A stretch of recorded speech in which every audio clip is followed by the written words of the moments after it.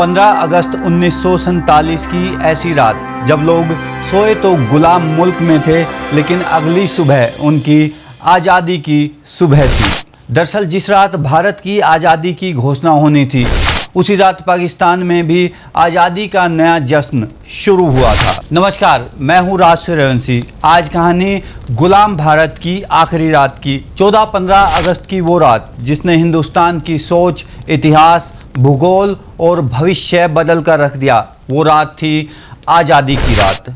140 करोड़ की मौजूदा जनसंख्या वाले हिंदुस्तान को अंग्रेज़ों से यूं ही आज़ादी नहीं मिल गई थी। देश की आज़ादी के लिए करोड़ों हिंदुस्तानियों ने देश की मिट्टी को अपने खून से सींचा था। इस आज़ादी के लिए लाखों माओं के लालों ने अंग्रेज़ों की गोलियां अपने सीने पर खाई थी और लाखों युवाओं ने हंसते हंसते फांसी के फंदे को अपने गले लगाया था। 8 अगस्त 1942 को महात्मा गांधी के जन आंदोलन से देश में नई क्रांति शुरू हुई थी।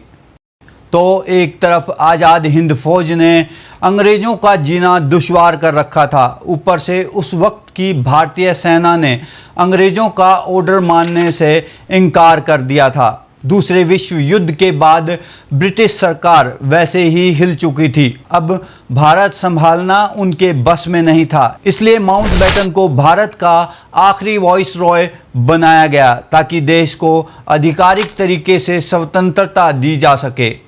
14 अगस्त दिल्ली में जोरदार बारिश हो रही थी। रात 9 बजते बजते रायसीना हिल्स पर आज़ादी का जश्न मनाने के लिए 5 लाख से भी ज़्यादा लोगों का हुजूम जमा हो चुका था।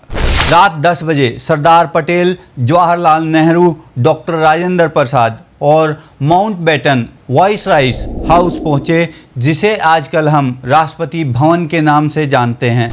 14 अगस्त 1947 की रात 12 बजने में चंद ही मिनट शेष थे। जवाहरलाल नेहरू ने अपना संदेश शुरू किया, जिसका इंतजार पूरा मुल्क कर रहा था। Long years ago, we made a tryst with destiny, and now the time comes when we shall redeem our pledge. चंद ही मिनटों में तारीख बदल गई। अंग्रेजों का झंडा उतार कर तिरंगा शान से लहराने लगा। 190 सालों से अंग्रेजों के गुलाम रहे हिंदुस्तान ने आज़ादी की सांस ली और देशवासियों ने अंग्रेजों के जुल्मों से मुक्ति पाई।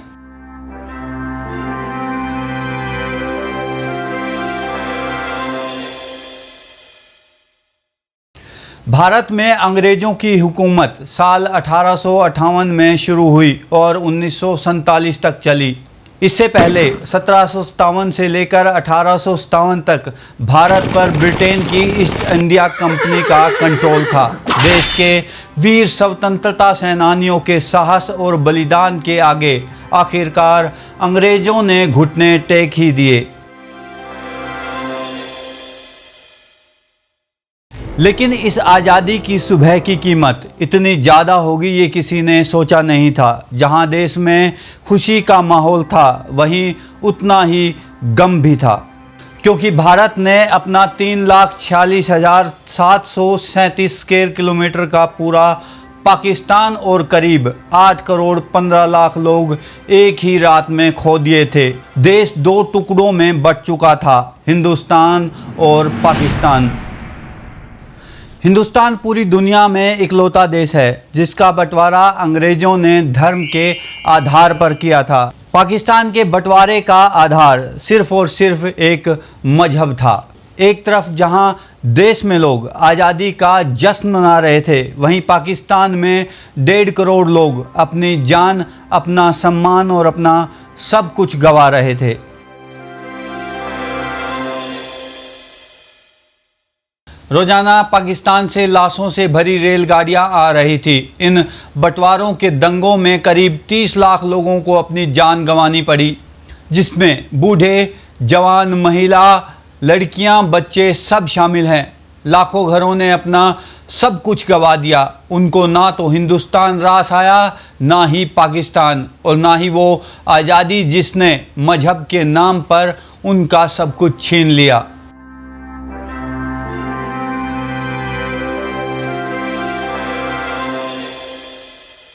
क्योंकि हमारा परिवार बहुत संपन्न परिवार था। उस समय हमारे पास 50,000 रुपया कैश और 5 किलो सोना था। हमारे पिताजी के एक मित्र थे सैयद, उन्होंने कहा जी आप लोग हमारे घर में आ जाइए, आपको मेरे घर में आओगे तो आपके ऊपर अटैक नहीं होगा। हम लोग उनके घर चले गए।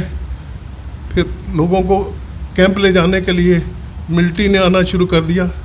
मिलिट्री जब आई तो किसी ने हमारे पिताजी से कहा कि आपसे ये पैसे भी छीन लेंगे और आपका सोना भी ले जाएंगे। तो उन्होंने अपने मित्र के पास सारा पैसा और सोना रख दिया। 24 सितंबर सुबह 10 बजे अटैक शुरू हुआ। सबसे पहले तो उन्होंने पैसे छीने, जो कुछ है दे दो, हम मारेंगे नहीं। उसके बाद में यंग लड़कियां निकालनी शुरू कर दी।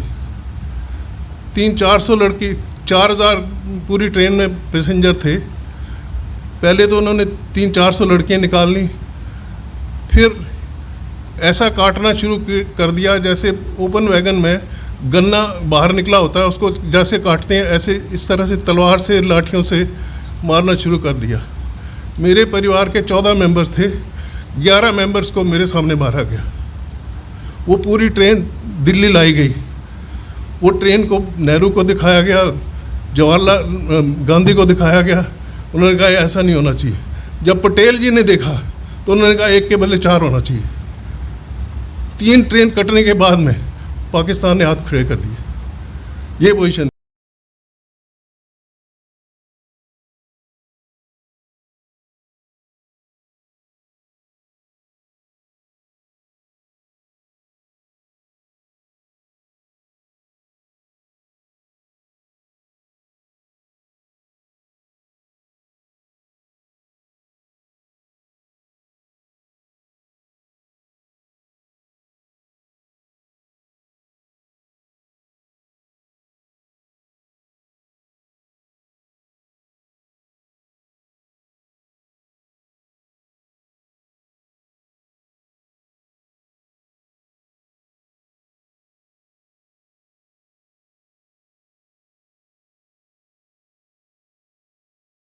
गाड़ी रोक ली तो उनको काट दिया। विभाजन के दौरान करीब 15 मिलियन यानी 1.5 करोड़ लोगों को विस्थापित होना पड़ा। अब इतिहास इसके लिए चाहे अंग्रेज़ों को या मोहम्मद अली जिन्ना को जिम्मेदार ठहराते रहे या नेहरू, गांधी या कांग्रेस की महत्वाकांक्षाओं को।